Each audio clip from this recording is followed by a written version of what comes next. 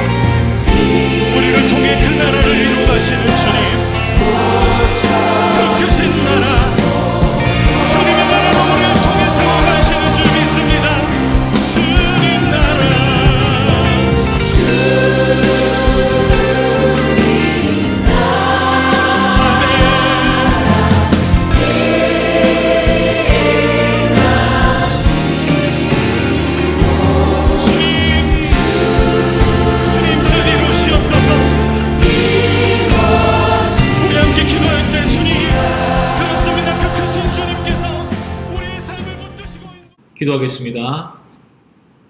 하나님 아버지, 오늘도 저희로 하여금 하나님의 얼굴 앞에 서게 하여 주시니 감사합니다. 비대면 예배가 계속되면서 저희들의 마음이 많이 흐트러졌습니다. 이 시간 하나님께 예배하고자 하는 이 겨자씨만한 믿음을 받아주시고 하나님이 온전히 기뻐하시는 시간이 되도록 저희들의 마음을 하나님께로 향하게 하여 주옵소서. 한 주간 살아가며 하나님의 뜻을 거슬러 지었던 모든 죄악을 용서해 주시고 그리스도 안에서 저희를 연락해 주시기를 바랍니다. 흩어져서 각 가정에서 예배드리는 중고등부 모든 자녀들의 마음과 생각을 모아주시고 하나님을 깊이 생각하는 시간이 되게 하여 주옵소서. 그리하여 우리의 인생이 우리 자신에게 달려있지 않고 하나님의 은혜 안에 있음을 깨닫게 하여 주시옵소서. 이 시간 진리의 말씀을 듣고 우리의 믿음이 자라게 해주시고 하나님의 사람으로 빚어져 가게 하여 주시옵소서. 감사드리오며 주 예수 그리스도의 이름으로 기도하옵나이다. 아멘. 하나님의 말씀은 유다서 1장 3절 4절 말씀입니다.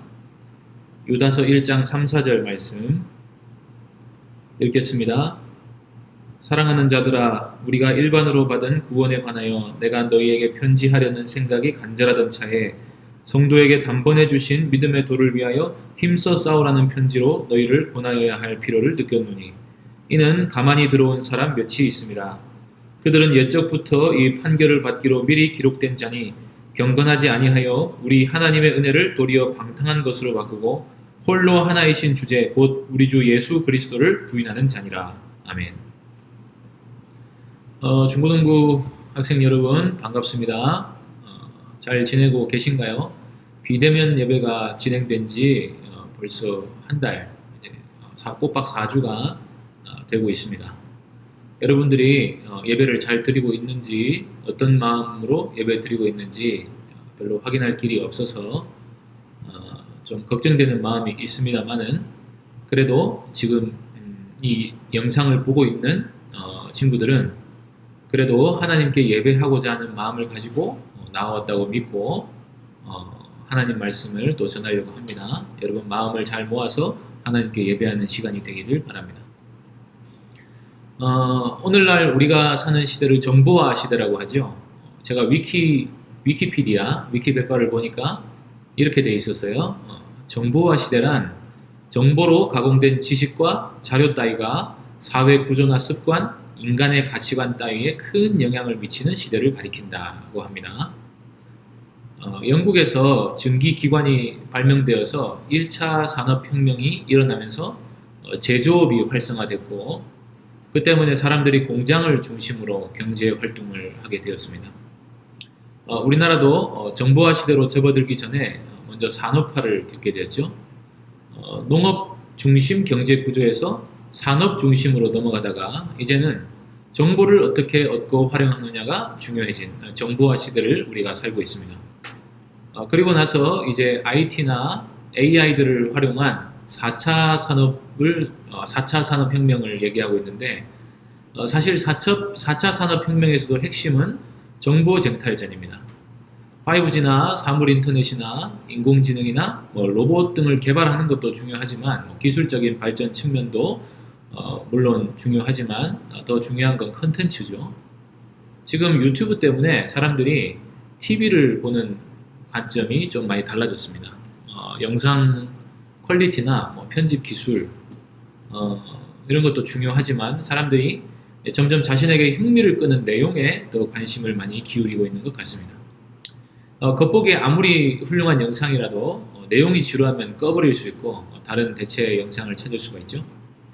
그래서 사실 예나 지금이나 마찬가지지만 앞으로도 어떤 정보와 지식을 가지고 창의적으로 그 정보를 활용하느냐가 더 중요해질 것 같습니다. 쉽게 말하면 끊임없이 공부하고 생각해야 하는 시대를 우리가 살고 있고 이것이 치열한 경쟁으로 이어질 것이라는 뜻입니다.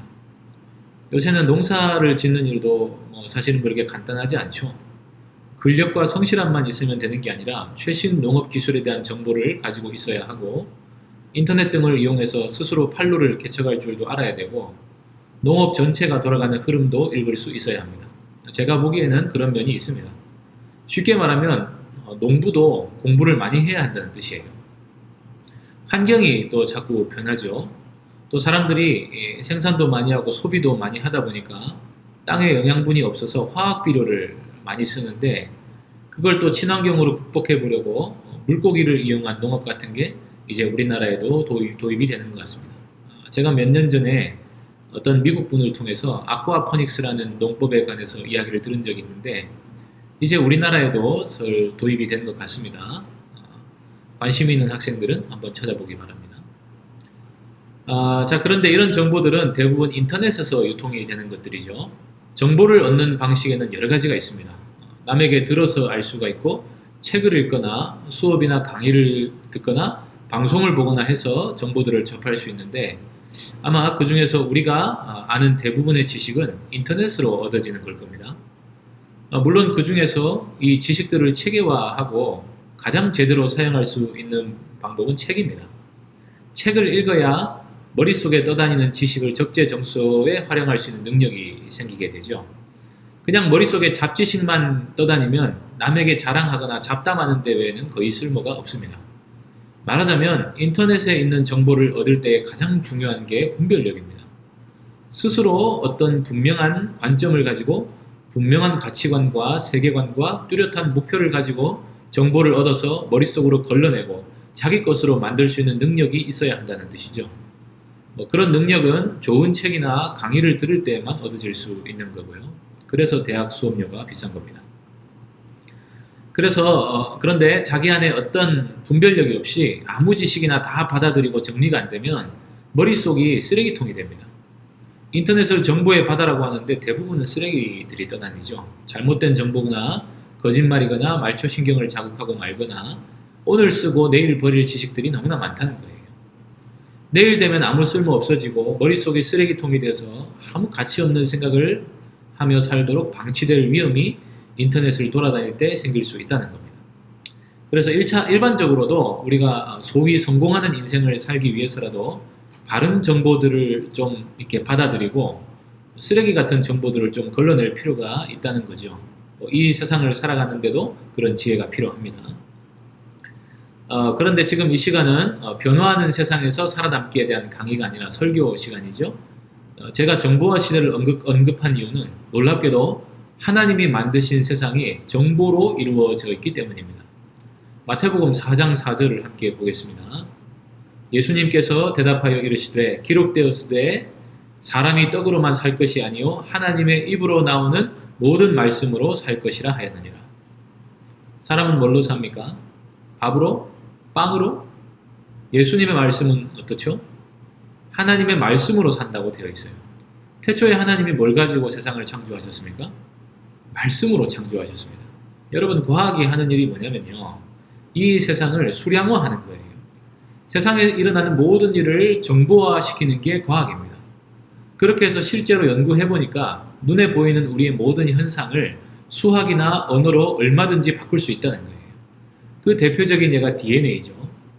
이 이야기는 다음에 창세기로 들어가면 한번 자세히 할 기회가 있을 겁니다.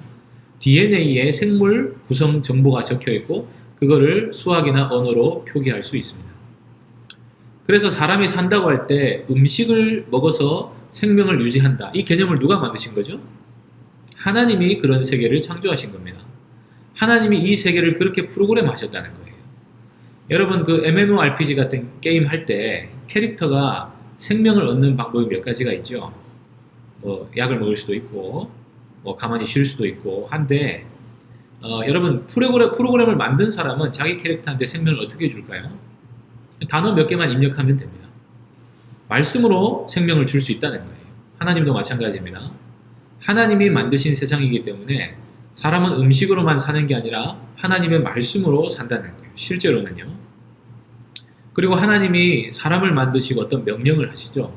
선악을 알게 하는 나무의 열매를 먹으면 죽는다 하는 정보를 주셨습니다. 이게 진리죠, 소위. 그러면 그 정보를 따라 살아가면 영생하게 되는 겁니다. 영생하는 방법이 뭐라고요? 에덴 동산에 떨어진 과일들을 열심히 먹으면 영생한다고요? 아니죠.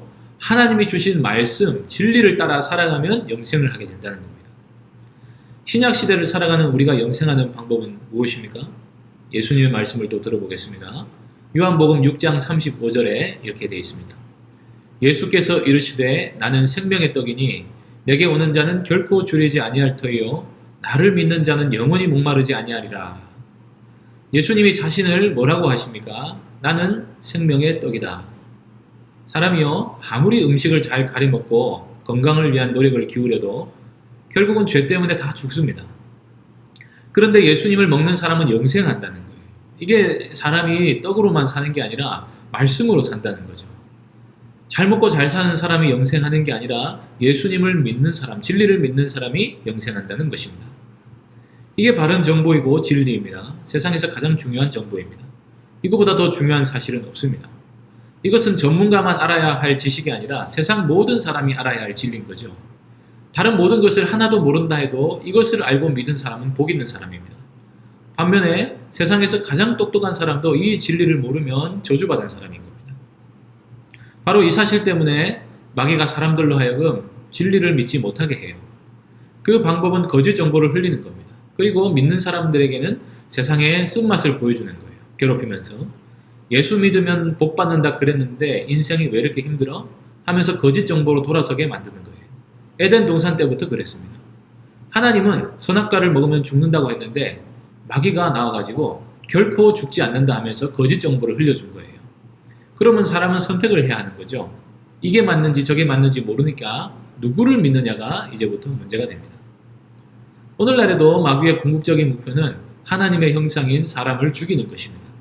하여튼 마귀는 사람 죽이는 게 일생일대 목표예요. 그것만큼 하나님을 반대하는 일이 없거든요. 마귀는 악하기 때문에 수단과 방법을 같이 가리지 않고 사람을 잔인하게 죽입니다. 그 중에서 가장 악한 짓이 거짓 정보로 사람을 속이는 것입니다. 복음을 말씀대로 믿지 못하도록 사람들을 헷갈리게 만드는 거예요. 그게 바로 이단이죠. 거짓 교사들이 하는 일이 바로 그것입니다. 사탄의 사주를 받아서 사람들을 거짓말로 미혹해가지고 거짓 정보를 믿게 만들고 마침내 사람이 헛된 것을 믿다가 지옥 가게 만드는 일이 바로 거짓 교사들이 하는 일인 것입니다. 그래서 요한계시록을 넘어가기 전에 종말에 관한 이야기를 다루기 전에 이단을 경계하라 하는 말씀이 있다는 것은 우리가 아주 주의 깊게 생각해야 될 문제입니다. 예수님을 믿고 영생을 얻을 때 가장 큰 걸림돌이 바로 이 이단에 관한 문제거든요. 여러분, 이단들은 교회 밖에만 있다고 생각하기 쉬운데 사실 교회 안에서 가장 많이 활동합니다. 그거를 잡아내야 돼요. 그리고 잘못된 것을 믿지 않도록 끊임없이 우리가 바른 진리 안에 서 있어야 됩니다. 예수 믿고 구원받아서 영생 얻는 도리, 하나님이 원래 우리에게 뜻하셨던 구원의 복을 누리는 도리, 성경에서 계시한 말씀 그대로 우리가 믿는 것, 그것을 굳게 잡고 바른 믿음 위에 서야 한다는 거예요. 하나님이 가르쳐주신 그 진리를 믿어야 영생하는 건데 거짓말을 믿고 우리가 따라가면 안 된다는 겁니다. 만약에 우리가 복음을 잘못 믿게 되면 하나님 나라의 복을 다 빼앗기는 거예요. 그럴듯한 거짓말에 취해서 인생을 통째로 헛살게 될 위험이 바로 여기에 있다는 것입니다. 유다서 1장 3절 말씀을 다시 보면서 한번 생각해 보겠습니다. 사랑하는 자들아, 우리가 일반으로 받은 구원에 관하여 내가 너희에게 편지하려는 생각이 간절하던 차에 성도에게 단번에 주신 믿음의 도를 위하여 힘써 싸우라는 편지로 너희를 권하여야 할 필요를 느꼈다. 원래 유다는 일반적인 구원에 관해서 편지를 써서 사람들에게 복음을 가르치고 싶다는 생각을 했습니다. 그런데 보니까 복음을 전하는 것도 중요한데 지금 이미 믿은 사람들이 거짓 정보에 휘둘려서 그 믿음을 잃어버리는 게 훨씬 더 심각한 문제라고 유다가 느낀 거예요. 그래서 이단을 경계하고 이미 갖고 있는 믿음을 위해서 힘써 싸우라 하는 내용으로 편지를 내가 쓸 필요가 있겠다 하는 생각을 했다는 것입니다. 그렇다면 이 거짓 정보를 전하는 사람들은 어떤 자들입니까? 4절을 보겠습니다. 이는 가만히 들어온 사람 몇이 있습니다. 일단 이 사람들은 교회 안에 가만히 잠입해 들어옵니다. 그러면서 사람들의 믿음을 도둑질해가요. 신자 같은데 아니면 오히려 누구보다 열심히 믿는 신자 같은데 가만히 잠입해 들어와서 거짓된 가르침을 전하려고 교회 활동을 열심히 한다는 거죠. 그래서 교회 안에서 한 자리 차지하고 있으면서 끊임없이 다른 복음을 가르칩니다. 그리고 4절 계속 읽어볼게요. 그들은 예적부터 이 판결을 받기로 미리 기록된 자다. 여러분, 하나님이 살인이나 간음이나 도둑질보다 훨씬 더 미워하는 행위가 있는데 하나님의 말씀을 반대하고 거짓말하는 거예요. 이단을 가르쳐 사람들을 죽이는 사람보다 더 잔인하고 악한 존재는 없는 것입니다. 이런 악한 자들에 대한 심판이 미리 정해져 있다는 겁니다. 그리고 이 거짓 교사들의 문제를 크게 두 가지로 얘기해요. 첫째는 경건하지 아니하여 우리 하나님의 은혜를 도리어 방탕한 것으로 바꾼다는 거예요. 예를 들면 이런 거죠. 예수님을 믿어서 죄사함을 받았으니 이제부터는 무슨 죄를 지어도 구원받을 거다. 육체는 죽지만 영혼은 구원받은 거니까 육체로는 아무 짓을 해도 상관이 없다. 차라리 육체가 빨리 죽도록 소모를 시켜야 빨리 구원받을 것이다.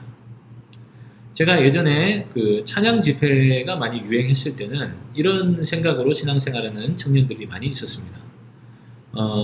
찬양 집회 때 눈물을 흘리면서 찬양하면서 회개를 막 해요. 그리고 나서 한 주간 마음대로 살아갑니다. 그리고 그 다음 찬양 집회를 기다리는 거예요. 그래서 찬양 집회 가서 양심 죄책감도 좀 씻어내고, 그리고 그런 기도하면서 양심의 평안도 좀 얻고, 하나님께서 용서하셨을 거다 이렇게 생각하고 하면서 거짓 위안을 얻고 회개하지 않고 일상으로 돌아가 버리는 거죠. 이런 거짓말, 이런 황당한 이론들은 이 사람들이 불경건하고 방탕한 것을 추구하기 때문에 지어내는 것들입니다. 하나님의 구원은 우리를 거룩하게 만드시는 거죠. 그러려고 구원하시는 건데 그 내용을 다 무시하고 오로지 자기 쾌락을 합리화하기 위한 교리만 가지고 있는 겁니다. 믿고 싶은 대로 믿는다는 거죠. 그래서 보면 자기 욕심이 앞서는 사람들이 보통 이 이단에 빠지게 됩니다. 예수님을 믿으면 부귀영화를 누리고 건강하게 오래오래 산다거나 평소 짓는 죄가 있는데 그 죄를 회개하지 않아도 용서해 주신다는 거짓 위로에 빠지게 하거나 내가 이만큼 정성을 들였으니까 하나님이 100배로 갚아주셔야 한다거나 아니면 지금 당하는 고난이 있는데 예수님이 한 몇 년 내로 오셔서 천국에 데려가 주겠다 하면서 이 자기 욕심이 앞서는 사람들, 이런 사람들이 보통 이단에 빠지게 됩니다. 은혜를 생각하지 않고 죄의 맛을 더 누릴 생각만 한다는 거죠. 그리고 두 번째로 이들은 홀로 하나이신 주제, 곧 우리 주 예수 그리스도를 부인하는 자들입니다. 이단들을 분별하는 방법이 몇 가지가 있지만 그 중에서 가장 중요한 시금석이 되는 것은 바로 예수님을 주와 그리스도와 하나님으로 인정하느냐, 이것이 이 문제입니다. 요한 1서 2장 22절에도 같은 말이 있는데요. 거짓말하는 자가 누구냐? 예수께서 그리스도이심을 부인하는 자가 아니냐? 아버지와 아들을 부인하는 자가 저 그리스도다. 여러분 사도신경에 보면 예수님께 대한 바른 교리들이 쭉 나와 있습니다. 그걸 그대로 믿지 않는 거예요. 예수님은 하나님의 아들이 아니라고 하거나 천사 중에서 가장 뛰어난 존재라고 말하거나 예수님은 십자가에 못 박힌 적이 없다거나 부활한 적이 없다거나 훌륭한 사람이었다고 말한다거나 하는 모든 시도가 예수님이 하나님의 아들이시고 우리의 주인이시고 그리스도이심을 인정하기 싫은 태도에서 나온 것입니다. 잘 보면 불신앙이라는 건요, 예수님을 나의 주 나의 하나님으로 모시지 않는 거예요. 여러분, 예수님이 내 인생의 주인이 되면 내 인생은 사라지는 거죠. 그게 싫은 거예요. 지금 짓고 있는 죄를 계속해서 지어야 하는데 내 욕망을 계속 성취해야 되는데 예수님이 오시면 그걸 다 내려놔야 되고 못하게 할 것 같으니까 예수님을 깎아내리거나 축소시키는 겁니다. 내 인생은 그대로 놔두고 그저 죄 용서만 해주시고 나가세요. 복을 주러 왔으면 복만 주셔야지 왜 고난을 주십니까? 예수님이 부활하셨다고요? 솔직히 안 믿어집니다. 여러분, 신천지만 이단이 아니라 이런 생각들도 다 거짓 정보들입니다. 예수님을 잘못 믿게 하는 게 다 우리를 속이는 거짓말들인 것입니다. 이런 생각들이 교회 안에 가만히 잠입해 들어와서 끊임없이 사람들을 잘못된 길로 이끈다는 겁니다. 세상에는요, 알아야 할 것도 많고 믿어야 할 것도 많습니다. 그 중에서 가장 중요한 것은 예수 그리스도를 성경대로 믿는 것입니다. 여러분이 그래서 복음이 무엇인지 알고 그 믿음 위에 굳건히 서서 어떤 거짓말에도 흔들리지 않기를 바랍니다. 성경을 부지런히 읽고 복음을 부지런히 들어서 진리가 무엇인지 옳게 분별하세요. 그리고 구원을 위해서 하나님께 기도하시기 바랍니다. 그러면 여러분에게 하나님께서 지혜를 주셔서 거짓말에 빠지지 않고 진리 안에서 살게 하실 겁니다. 저는 여러분의 영혼을 위해 일하라고 부름을 받은 사람들입니다. 세상의 것 중에서도 귀하고 가치 있는 것들 많이 있지만 영생보다 귀한 것이 어디에 있겠습니까? 예수님이 우리의 진리이시고 영생이시고 길이시니까 예수님을 잘못 믿게 만드는 거짓 복음을 따라가지 말고 하나님을 믿는 온전한 믿음에 서도록 바른 진리 위에 서시기 바랍니다. 성경을 통해서 전해진 이 말씀을 믿고 여러분들이 진리 안에서 복을 누리시기를 간절히 바랍니다. 기도하겠습니다. 하나님 아버지, 우리를 복음으로 부르시고 진리 안에 거하게 하여 주시니 감사합니다.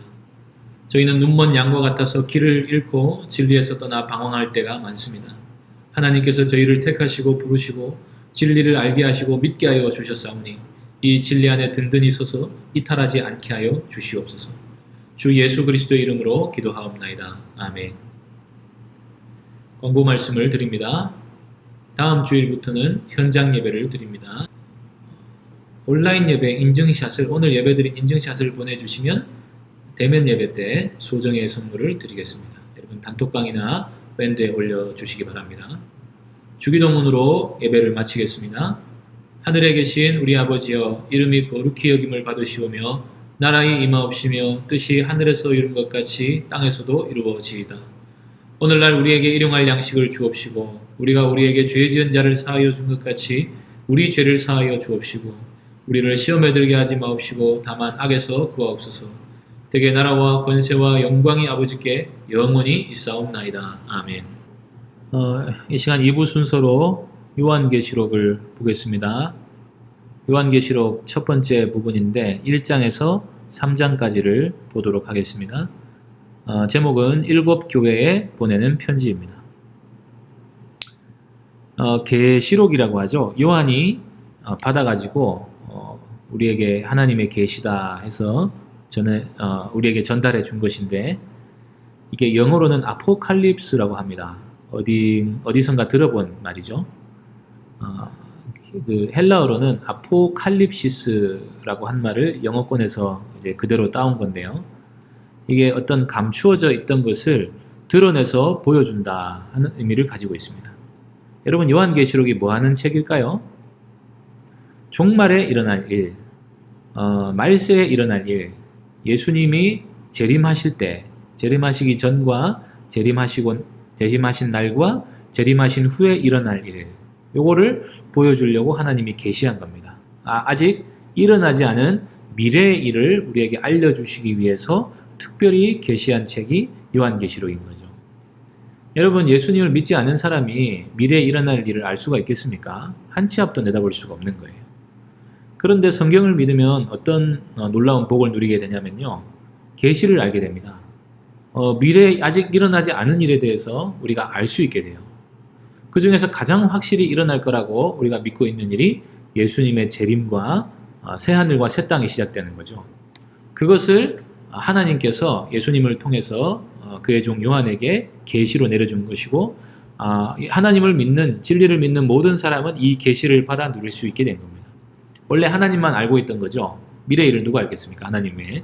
그런데 그의 백성들은 하나님께서 알려주신 것에 대해서는 알 수 있는 특권을 누리게 된다는 것입니다. 그래서 요한계시록은 계시기 때문에 어려우니까 잘 모르겠으니까 덮어놔야 되는 책이 아니라 계시기 때문에 우리가 알아야 되는 책인 것입니다. 이거를 알고 예수님의 재림을 소망하고 이 땅에서 경건한 삶을 끝까지 참으면서 살아내는 거죠. 물론 이제 계시록뿐만 아니라 성경 전체가 다 계시입니다. 하나님께서 우리에게 뭘 알려주고 싶어 하세요. 자, 그러면 알아야 될까요? 몰라야 될까요? 모르는 게 죄죠. 이제부터는 하나님이 너희들은 이것만큼은 좀 알아라. 다른 건 몰라도 이거는 좀 알아야 된다. 그렇게 말했는데 바빠요. 피곤해요. 글자가 눈에 안 들어와요. 아무 노력도 안 하고 계시에 대해서 알아보려고 하지 않는다. 그건 잘못된 것입니다. 그래서 이제 이 복 있는 사람은 하나님의 말씀을 주야로 묵상하고 그 의미를 깨달으려고 애쓰는 사람이죠. 그래서 오늘 요한계시록의 말씀도 우리가 이제 꼼꼼하게 다 살펴보지 못하겠지만은 그래도 알만하게 한번 공부를 해보겠습니다. 첫 번째 챕터는 예수 그리스도의 계시입니다. 요한계시록은 누가 누구를 통해 누구에게 주신 계시입니까? 1장 1절을 보면요, 이렇게 되어 있습니다. 예수 그리스도의 계시라. 이는 하나님이 그에게 주사 반드시 속히 일어날 일들을 그 종들에게 보이시려고 그의 천사를 그 종 요한에게 보내어 알게 하신 것이라. 자, 여기 보면 예수 그리스도의 계시라고 되어 있죠. 요한계시록이라고 하지만 예수님이 계시한 겁니다. 자, 하나님께서 예수님에게 주셔서 천사를 통해 사도 요한에게 주신 계시죠. 이런 인과관계가 이제 명확하게 밝혀져 있습니다. 질문 2번. 요한계시록에서 복이 있는 사람은 누구입니까? 1장 3절에 보면 예수님이 계시한 말씀을 읽는 자와 듣는 자와 기록한 것을 지키는 자가 복 있는 사람입니다. 제가 아까 서론에서 말씀드렸죠. 이 복 있는 사람은 계시한 말씀을 읽고 듣고 지키는 사람입니다. 요한계시록은 특히 더 그래요. 3번. 요한계시록은 어디에 보내는 편지입니까? 1장 4절에 보면 뭐라고 되어 있죠? 아시아에 있는 7교회에 보내는 편지입니다. 여기서 아시아는 지금 우리 아시아를 말하는 게 아닙니다. 터키 서쪽 아주 일부분을 아시아라 그래요. 그 아테네를 중심으로 동쪽 맞은편, 거기를 아시아라 그러거든요. 동쪽에 있는 땅, 그래서 아시아라고, 터키 서편에 있는 쪽을 아시아라 그랬는데, 오늘날 이 큰 아시아 대륙하고 구분하기 위해서 소아시아라고 하기도 합니다. 거기에 이 7교회가 있었는데, 그 로마가 만든 이 도로를 따라서 이렇게 한 바퀴 돌게 되는, 주요 도로를 따라서 한 바퀴 돌게 되는 아주 대도시들, 이 7교회에 편지를 보내라고 예수님이 명령하신 겁니다. 자, 다음에 요한의 인사말에서 삼위 하나님을 함께 찾아보겠습니다. 먼저 4절에 보면요, 7교회에 편지하는데 성부 하나님께 대해서 이렇게 말씀합니다. 성부 하나님께 대해서는 이제도 계시고 전에도 계셨고 장차 오시리. 하나님께서는 예전에도 계셨고 지금도 계시며 앞으로도 계신 분이신 거예요. 전에도 계셨고 지금도 계시고 장차 오시리이십니다. 이 말이요, 그 구약 성경에 여호와라는 이름과 같은 뜻입니다. 하나님께서 모세에게 내 이름은 여호와다라고 가르쳐 주면서 우리 출애굽기에 보면은 나는 스스로 있는 자니라. 스스로 있는 자가 너를 보냈다고 얘기해라 라고 하잖아요. 그 스스로 있는 자란 뜻이 나는 나다 이 말이거든요. 이 나는 나다, 이게 예전부터 존재했고 지금도 존재하고 앞으로도 존재할 분, 시작도 없고 끝도 없는 분, 이런 분을 우리가 하나님이라고 말하는 겁니다. 그래서 계시록에도 마찬가지로 같은 표현으로 전에도 계셨고 이제도 계시고 장차 오실리다. 이게 무한하신 하나님, 전능하신 하나님, 영원하신 하나님, 변하지 않는 하나님, 이 하나님의 유일하심을 말씀하는 겁니다. 그분과 또 성령에 관한 말씀이 나오는데 4절 끝에 보면 그의 보좌 앞에 있는 7영과라고 되어 있죠. 하나님의 보좌는, 이 보좌는 왕이 보좌에 앉아서 나라를 다스리는 거죠. 하나님의 통치를 하나님의 7영이 실행하는 거예요. 7은 완전을 뜻하니까 하나님의 완전하신 영이 하나님의 통치를 실현하신다 하는 의미를 갖고 있는데 성령의 이름으로 또 인사하는 겁니다. 그리고 5절에 보면 성자의 이름으로, 성자를 표현할 때 충성된 증인으로 죽은 자들 가운데서 먼저 나시고 땅의 임금들의 머리가 되신 예수 그리스도시다 라고 말씀하고 있습니다. 이제 그 성자 하나님께서는 하나님으로만 계신 게 아니라 예수 그리스도로도 계시는 거예요. 예수님은 인간이시죠. 우리와 똑같은 인간입니다. 하나님이시자 인간이에요. 그분의 이름으로 또 인사를 하는데, 이게 예수님께서 십자가에 달려 죽으셨는데 부활하셨고, 부활의 첫 열매가 되셨고, 땅의 임금들의 머리가 되신다. 왕 중의 왕이시다 라는 표현을 하고 있습니다. 이 하나님의 이 삼위 하나님으로 말미암아 은혜와 평강이 있기를 원한다. 은혜와 평강은 삼위 하나님으로부터 오는 거죠. 1장 5절에 보면 예수님이 우리를 위해서 하신 일이 있습니다. 그것이 무엇입니까? 우리를 사랑하셔서 그의 피로 우리를 죄에서 해방시키셨습니다. 맞습니까? 네. 예수님이 우리를 사랑하셨어요. 하나님이 우리를 사랑하셔서 독생자를 보내셨습니다. 그리고 그의 피를 흘리시면서까지 우리를 죄에서 해방시키셔서 우리를 살리신 거예요. 그런 일을 하셨죠. 그러니까 찬양받기 합당하신 분이시다 라는 말입니다. 그러면 예수님이 아버지 하나님을 위하여 또 하신 일이 무엇입니까? 6절에 보면 그의 아버지 하나님을 위하여 우리를 나라와 제사장으로 삼으셨다. 하나님의 나라와 제사장으로 우리를 삼으신 거예요. 이게 우리를 위한 것도 되죠. 근데 궁극적으로는 하나님을 위해서 하신 일입니다. 우리가 이제 하나님의 나라가 되죠. 교회가 하나님의 나라가 되는 겁니다. 그래서 예수님께서 그 일을 하시기 위해서 자신의 피를 흘려서 우리를 피값을 주고 사신 거고요. 제사장으로 삼으셨다는데 이건 두 가지 의미가 있습니다. 제사장의 역할은 첫째 하나님께 예배하는 거죠. 우리가 예배하는 자로서의 삶을 살게 하신다. 그리고 또 하나는 하나님 나라를 전파하는 겁니다. 하나님을 모르는 세상에 하나님을 전하는 사명을 받은 존재로 우리를 삼으신 거예요.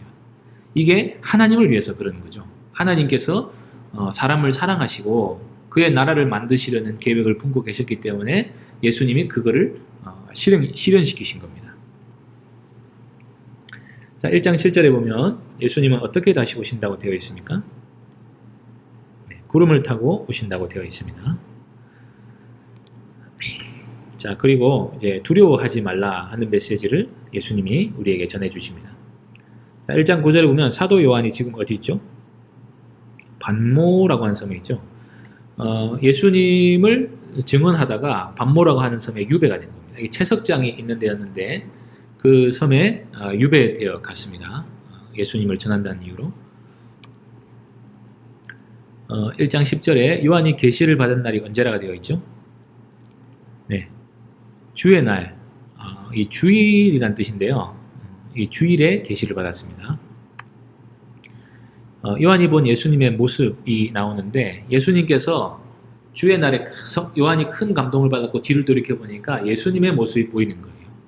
그 몸을 돌이켜서 누가 나에게 말하는가 하고 딱 보니까 예수님의 어떤 이 모습이 보이는 겁니다.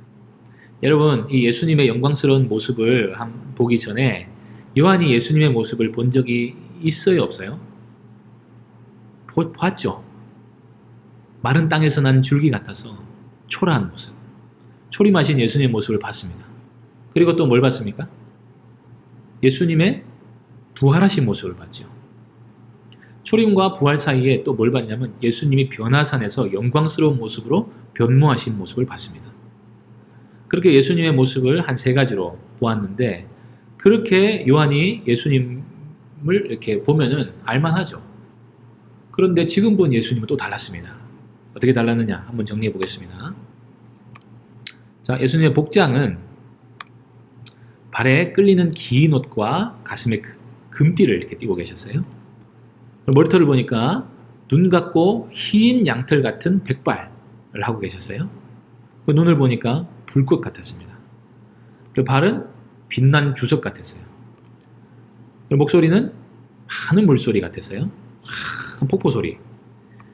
오른손에는 7뼈를 쥐고 계십니다. 그 입을 보니까 입에서 좌우에서 날선 검이 나오는 거예요. 상상이 잘 안 되죠. 저는 레이저 정도로 생각합니다. 얼굴을 보니까 해처럼 빛나는 거예요. 자, 이런 예수님의 모습을 여러분 머릿속으로 한번 그려보세요. 이 모습이 초라해 보입니까? 아니면 아주 영광스러워 보입니까? 우리하고 같은 레벨로 보여요? 전혀 아니죠. 네. 아주 위험 있고 영광스러운 모습을 보여주신 거예요. 자, 사도 요한이 본 예수님의 모습이 영광스럽고 위험 있는 모습, 좀 만왕의 왕의 모습, 그런 모습을 본 것입니다. 자, 예수님께서 이런 모습을 보여주신 이유가 무엇일까요? 17절에 보면 두려워하지 말라, 그 말을 하려고 보여주신 거예요. 여러분, 이때는 도미티아누스라는 황제가 기독교를 아주 극심하게 박해할 때입니다. 수많은 기독교인들이 단지 교회 다닌다는 이유로, 예수님을 믿는다는 이유로 박해를 받고 사자밥이 되고 고문을 당하고 사형을 당했습니다. 십자가에 못 박히기도 하고 아주 잔인한 죽임을 많이 당했습니다. 그렇게 박해가 극심할 때 예수님을 믿는 사람들의 소망이 무엇이겠습니까? 예수님, 하늘로 올라가신 예수님, 하나님 보좌 우편에서 우리를 다스려 주신다는데 언제 다시 오십니까? 언제 다시 오셔서 이렇게 극심한 박해를 당하는 우리를 좀 구해주지 않으시겠습니까? 하나님 두려워서 도무지 신앙생활을 할 수가 없습니다. 이런 상태에서 믿음을 팔아먹지 않는다는 게 기적입니다. 라고 말할 정도로 아주 극심한 두려움에 이 사람들이 사로잡혀 있는 거예요. 그럴 때 요한에게 딱 계시를 보여주시면서 내가 속히 온다 하는 말씀을 하시기 전에 예수님께서 보호자 우편에 다스리신 예수님께서 영광 중에 계신 모습, 불꽃 같은 눈으로 지켜보시며 빛난 주석과 같은 발로 세상을 밟고 계시고 거룩하고 영광스러운 모습으로 교회를 비춰주고 계시는 모습, 이거를 보여주시면서 하고 싶은 말씀이 뭔가요? 두려워하지 말라. 우리가 믿는 예수님이 이렇게 위대하신 분이시고 우리를 지켜보고 계시니까 두려워하지 말라는 것입니다. 보세요. 17절 끝에 보면 예수님이 하신 말씀 있죠. 두려워하지 말라. 나는 처음이요 마지막이니. 하나님과 같아요. 하나님이십니다. 곧 살아있는 자라. 내가 전에 죽었었노라. 예수님 십자가에 달려 죽으시고 끝 아닙니다. 살아계신 분이에요. 우리가 믿는 예수님은 십자가에 못 박혀 계신 분이 아니라 하늘 보좌 우편에서 지금도 살아계신 분이십니다. 그래서 볼지어다 내가 이제 세세토록 살아있어 사망과 음부의 열쇠를 가졌노니. 자, 이 사망과 음부의 열쇠, 지옥의 열쇠 누가 갖고 계십니까? 예수님이 가지고 계시면서 열었다 닫았다 하는 거예요. 예수님이 허락하지 아니하시면 한 사람도 머리털 하나도 땅에 떨어지지 않습니다. 예수님이 허락하셔야만 순교도 할 수 있고 죽을 수도 있고 고문도 당할 수 있는 거예요. 그러니까 다 예수님의 손안에 있으니까 예수님 모르는 거 하나도 없으니까 두려워하지 말라는 거예요. 하나님께서 구원해 주신다는 거예요. 그러면서 또 예수님이 7별을 손에 쥐고 계시는데 7별이 뭐냐? 7교회에 지금 편지하는데 그 교회 이 교역자들, 이 박해를 당하면 교역자들이 제일 두렵거든요. 내가 7별들을 쥐고 있으니까, 붙들고 있으니까 한마디로 두려워하지 말라는 것입니다.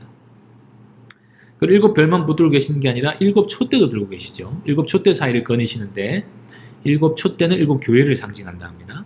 7교회를 예수님께서 관심을 가지고 누구보다 관심을 가지고 돌보고 계시니까 한마디로 뭐라고요? 두려워하지 말라는 거예요. 그리고 2장과 3장에 보면 7교회에 대해 편지, 이 7교회 각각에 보내는 편지 내용이 있는데 칭찬과 책망의 내용들이 가득 담겨 있습니다. 표를 가지고 한번 정리를 해볼 텐데요. 몇 가지 내용으로 정리해보면 어느 교회에 보냈는지, 무슨 칭찬을 했는지, 또 책망의 말씀은 무엇인지, 어떤 권면하고 어떤 경고를 하셨는지, 그리고 이게 믿음으로 승리한 자에게 어떤 약속을 하셨는지를 이렇게 전체적으로 정리해 볼 수가 있겠습니다. 먼저 에베소 교회는 행위와 수고와 인내와 또 거짓 가르침을 용납하지 않은 것을 칭찬하셨어요. 이 성실한 에베소 교회는 하나님을 바르게 믿었습니다. 바른 진리를 가지고 바른 교리를 가지고 성경 공부를 정말 열심히 하고요. 그리고 말씀대로 살아가려고 노력을 정말 많이 한 교회입니다. 그런 점을 칭찬하신 거죠. 그런데 처음 사랑을 잃어버렸다는 거예요. 교리가 있고 한데 사랑이 없어요. 교회를 가보니까 막 행위는 있고 뭐 이렇게 바른 윤리는 있는데 사랑이 없는 거예요. 왜 그럴까? 이렇게 좀 교리는 바르게 있는데 이렇게 사랑이 식어져 버린 교회가 있거든요. 에베소 교회가 바로 그런 교회였다는 겁니다. 이 가르침들을 자꾸 이렇게 척결하려고 하다 보면은 이 교리를 튼튼하게 세우려다 하다 보면 비판을 좀 하게 되거든요. 별 수 없이. 서로 간에 비판을 하다 보니까 상처를 본의 아니게 주게 되고 그런 식으로 이게 딱딱하고 건조하고 이게 정통화된 신앙만 가지고 사랑이 없는 그런 좀 공동체가 됐다는 겁니다. 교회에 사랑이 없다는 게 이상한 거죠. 그래서 예수님께서 이렇게 경고하시죠. 회개하고 처음 행위를 가지라. 그렇지 않으면 촛대를 옮겨버리겠다. 교회 문을 닫게 하겠다. 이 사랑을 잃어버린 교회를 교회라고 부를 수 없으니까 아무리 교리가 발라도 회개하지 않고 처음 행위를 다시 가지지 않으면 교회를 하나님께서 얼마든지 옮겨버릴 수 있다는 겁니다. 그러나 반대로 이기는 자에게는 하나님의 낙원의 생명나무를 먹게 해주시겠다. 천국에 가서 영생을 얻게 해주시겠다 같은 말입니다. 그 다음 서머나 교회가 나오는데요. 서머나 교회는 가난한 교회였습니다. 환난과 궁핍 가운데 있지만 실상은 부유하다라고 예수님께서 칭찬하셨어요. 가난한데 영적으로는 아주 부유했던 교회입니다. 그래서 서머나 교회는 책망이 없습니다. 그래서 이제 권면의 말씀이 이제 그 장차 고난이 올 거래요. 예수님 잘 믿으면 형통할 것 같잖아요. 그런데 더 극심한 고난이 온다는 거예요. 잘 믿으니까 마귀가 아주 잡으러 오죠. 그럴 때에 두려워하지 말고 죽도록 충성하면 어떤 약속이 주어지느냐? 둘째 사망에 지옥 가는 해를 받지 않게 해주겠다라고 약속하십니다. 그 다음에 버가모 교회가 나오는데요. 버가모 교회에게 주어진 칭찬은 이렇습니다. 사탄의 권자가 있는 곳에서도 내 이름을 굳게 잡았다. 버가모 교회에는 큰 신전들이 많이 있었다고 합니다. 우상 숭배 집결을 지었어요. 거기서도 이 버가모 교회가 이 기독교의 정체성을 유지하기가 아주 힘들었을 텐데 예수님의 이름을 굳게 잡고 흔들리지 않았다는 겁니다. 심지어 안디바라는 증인이 순교를 당할 때에도 두려워하지 않고 믿음을 끝까지 저버리지 않고 교회로 모여서 하나님께 예배하고 말씀을 복음을 믿고 신앙생활을 했다는 것입니다. 이것을 칭찬하셨고요. 어떤 책망이 있냐면은 안타깝게도 이렇게 훌륭한 교회 안에도 발람과 니골라당의 교훈을 지키는 자들이 있었다는 거예요. 발람의 교훈이라는 것은요, 발람이 출애굽한 이스라엘 백성들이 가나안 땅으로 들어올 때 이 사람들에게 행음을 가르치거든요. 그렇기 때문에 나중에 발람을 이스라엘 족속들이 잡아서 이제 죽이는 장면이 민수기에 기록되어 있는데 이 니골라당도 마찬가지입니다. 예수님을 믿기만 하면 죄 용서를 다 받았으니까 육체는 아무렇게나 써도 상관없다. 이런 식으로 영지주의적인 가르침을 아마 전했던 모양인데 그 결과는 우상숭배와 행음을 사람들이 하도록 만든다는 거예요. 우상숭배, 행음이 연결되어 있거든요. 예수님을 믿고 예수님 믿어도 우상숭배도 해도 되고 그 다음에 행음도 해도 된다. 이렇게 혼합주의로 가는 게 이 사람들의 가르침이었습니다. 이런 가르침을 지키면 뻔뻔하게 교회를 다니는 사람들이 있었다는 거예요. 그걸 책망하신 거예요. 에베소 교회는 이런 건 용납하지 않았죠. 그래서 이 부분을 회개하지 않으면 그리스도의 입에서 나오는 검으로 그들과 싸울 것이다. 심판하실 것이다. 라고 말씀하십니다. 그리고 이기는 자에게는 감추었던 만나와 받는 자만 그 이름을 알 수 있는 힌도를 주실 것이다. 이게 천국 출입증이겠죠. 그리고 두아디라 교회. 두아디라 교회는 이렇게 칭찬하십니다. 사업과 사랑과 믿음과 섬김과 인내가 처음보다 더 많다. 참 일도 잘하고 사랑도 많고 믿음도 풍성하고 기도도 많이 하고 정말 봉사도 많이 하고 그 다음에 이렇게 환난 중에서도 참 인내도 잘해요. 모이면 아주 끈끈한 교회죠. 그런데 어떤 책망을 하셨냐면 자칭 선지자라 는 이세벨의 교훈을 용납했다는 거예요. 여러분 이세벨은 그 열왕기서에 보면 그 아합 왕이라는 그 북이스라엘에서 가장 악한 왕으로 꼽힌 왕의 이 부인으로 나오는데 사실 이 아합 왕을 가장 악한 왕으로 만든 장본인입니다. 이세벨이 한 일이 뭐냐면 바알 종교를 북이스라엘에 퍼뜨린 거예요. 그래서 이제 그 바알 숭배하는 나라가 되도록 이세벨이 그렇게 한 건데 이 자칭 선지자라고는 여선지자겠죠. 이세벨이 꿈과 환상을 받았다고 하면서 어떤 신비주의를 이 교회에 들여왔던 것 같습니다. 그래서 내나 하는 건 마찬가지입니다. 우상 숭배와 음해 이런 것들을 가르친 거예요. 이렇게 사업도 많고 사랑도 많고 모이면 끈끈하고 봉사도 잘하고 하는데 에베소 교회랑 정반대죠. 이 사랑은 있는데 교리가 약한 거예요. 그래서 분별력이 떨어져가지고 말씀대로 이 잘못된 교리가 가르침이 들어갈 때 분별해내지 못하는 거예요. 누가 신령한 얘기를 좀 하는 것 같으면 다 따라가는 겁니다. 그래서 회개하지 않으면 큰 환난 가운데 던지고 그의 자녀들을 죽일 것이다. 너에게 있는 것을 굳게 잡아야지 그렇게 아닌 것을 자꾸 현혹되면 안 된다고 말씀하십니다. 이기는 자에게는 만국을 다스리는 권세를 주고 그에게 새벽별을 준다고 말씀하십니다. 새벽별은 예수님을 말하는 겁니다. 그리고 4대 교회 하신 말씀이 있죠. 사실은 이제 책망이 먼저 있었어요. 살았다는 이름은 가졌으나 사실은 죽은 자다. 왜냐하면 행위의 온전한 것을 찾지 못했기 때문이다. 이 행위란 믿음과 같은 말입니다. 바르게 믿으면 바른 행위가 나오는데 바르게 믿지 않으니까 행위도 온전하지 않은 거죠. 그래서 예수님을 믿는 것, 똑바로 믿는 사람이 없었다는 겁니다. 그래서 이렇게 보면은 교회가 막 살아있는 것처럼 보여요. 프로그램도 많이 하고 활동도 많이 하고 열심히 선교 같은 것도 많이 하는 것처럼 보입니다. 그렇게 해서 사람들이 모여가지고 뭔가 많이 하는데 사실은 이게 믿는 게 이상한 거예요. 심리학적인 어떤 교회, 엔터테인먼트 교회, 아니면 음악만 열심히 하는 교회, 모여서 뭐 이제 축구 열심히 하는 교회, 살았다 하는 활동은 많은데 거기에 예수님을 믿는, 복음을 믿는 요소가 있느냐? 없는 거예요. 그런 걸 책망하셨고, 대신에 그 중에서도 이 옷을 더럽히지 않는 자 몇이 있다. 그 가운데서도 애통하며 탄식하며 복음을 굳게 붙들고 참된 교회를 세워나가기 위한 노력을 하는 사람들이 있었다는 겁니다. 그래서 이제 완전 거의 꺼져간 촛불이죠. 그래서 무슨 경고를 하시냐면 남은 바 그 죽게 된 것을 굳건하게 하라. 이제 거의 고사 직전인데 만약에 이 고사하기 전에 회개하지 않으면 예수님이 도둑같이 이른다는 거예요. 갑자기 이르러서 심판하시겠죠. 믿는 자에게는 예수님의 도둑처럼 임하면 안 됩니다. 예수님이 오시는 게 반가워야지 도둑같이 임하면 어떡합니까? 도둑같이 임하는 거는 이게 잘못된 만남이죠. 그런데 이 도둑같이 이르겠다 하신 것은 이 사대교회를 심판하러 오시겠다 하는 말과 같게 됩니다. 만약에 이기면 흰 옷을 입게 할 것이고 생명책에서 그 이름을 결코 지우지 않을 것이라고 약속하십니다. 그리고 이제 빌라델비아 교회에 또 말씀하시는데 이 교회도 책망이 없습니다.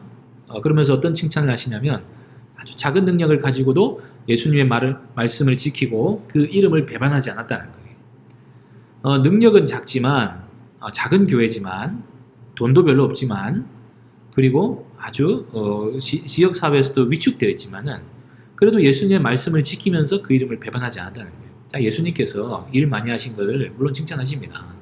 하나님 나라를 위해서 많은 걸 하는 것도 중요하지만 예수님의 관심이 어디인지 보세요. 예수님의 말씀을 지키는 거, 이게 제일 중요한 거예요. 이게. 그거를 칭찬하신 거죠. 책망이 없잖아요.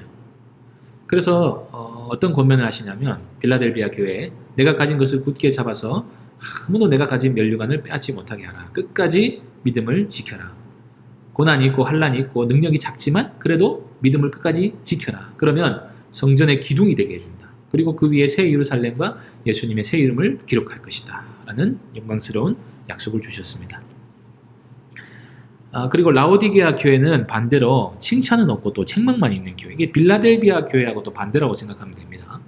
이 교회는 뜨뜻미지근한 신앙을 가지고 있었어요. 스스로 부자라고 생각하면서 이 부족한 것이 없다고 생각한 거예요. 돈이 많으니까 교회가 돈이 많고 돈 가지고 웬만한 거 다 할 수 있으니까 사람들이 이도 저도 아닌 신앙생활하는 거예요. 주일만 왔다 갔다 하는 그런 신앙생활하는 거예요. 그리고 적당한 지적인 설교, 마음을 만족시키고 귀를 만족시키는 설교 들으면 만족하고 돌아가서 돈이나 벌고 뭐 그냥 썬데이 크리스찬으로서 일주일 살아가면서 우상 숭배 하나 안 하는 거 그거 가지고 만족하고 하나님께 대한 열심이 아주 없는 그런 상태에 이 사람들이 빠졌다는 거예요. 뭐 부족하고 아쉬운 게 있어야 하나님께 매달리지. 자기들 돈 가지고 웬만하면 해결할 수 있는데 그렇게 이렇게 열심이 없는 믿음을 보였다는 것입니다. 그래서 어떤 권면을 하시냐면 경고를 하시냐면 금을 사서 부유하게 해라. 그리고 흰 옷을 사서 수치를 가려라. 그리고 안약을 눈에 발라 보게 해서 열심을 내라. 이 회개하라. 예수님을 영접하라. 라는 권면을 하십니다. 부자라고 하지만 실상은 너희들 영적으로 아주 가난한 상태이다.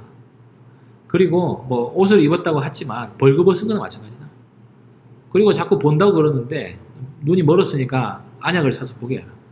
이게 금이랑 이 돈이랑 그리고 그 흰 옷이랑 안약이 라오디게아에서 아주 유명한 상품이었다고 합니다. 이것 때문에 그 도시 전체가 부하게 되었는데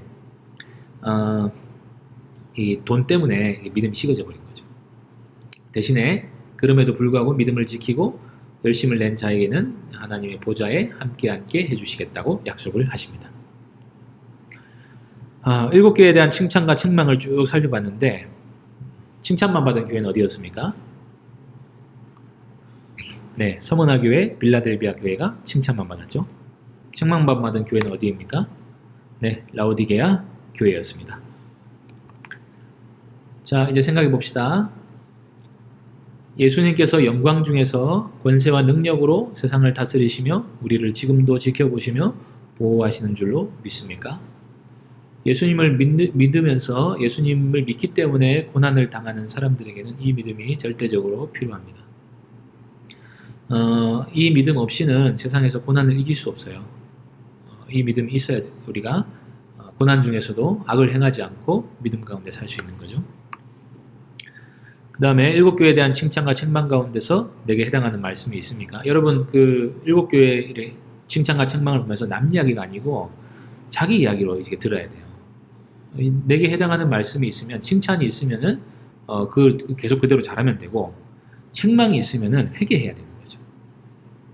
그리고 약속이 있으면 붙들어야 되는 거고요. 권면이 있으면 경고가 있으면은 그 말씀대로 지켜야 됩니다. 아주 단순합니다. 어려운 거 없습니다. 칭찬, 책망 이런 걸 잘 구분해 가지고 해당하는 것을 이렇게 잘 헤아려서 여러분이 하나님 앞에서 행위를 바르게 하시는 게 맞습니다.